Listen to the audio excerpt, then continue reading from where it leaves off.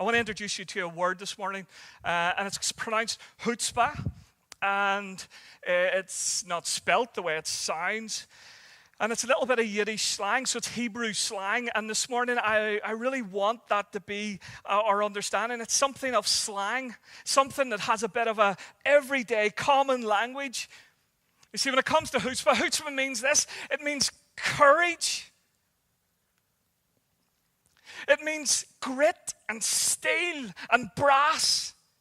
It can be perceived almost as pure arrogance. It's this unmovable certainty that you have this. And you see, when it comes to leading in any sphere of your life and leading yourself, you got to come to a point where you got to face it with courage. You got to face it with chutzpah. You got to face it with something that's more than just, well, God's going to do this, or I'm just going to wait on him, or all of those things which are at times so important. There comes a time where you got to just step into and step forward, and you got to face it with guts.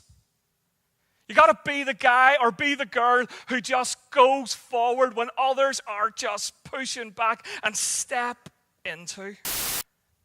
So we're going to go back in and look at David, and I'm not going to read to you this morning the story of Goliath. We're going to read some other scriptures together. I'm going to just talk about David and Goliath, because in culture we use that analogy whether in church or outside of church, and Louis Giglio makes the point that Goliath has become this vision and this image of anything that stands in our way. He's our giant and we must defeat him. Louis Giglio also makes the point that when we look at David as the giant slayer, then we lose the point of the story, because it wasn't David, it was God. And ultimately, Jesus Christ is our giant slayer this morning. So when we come to facing our giants, and I'm going to talk about this for a moment and in a moment, is that we are not the giant slayer.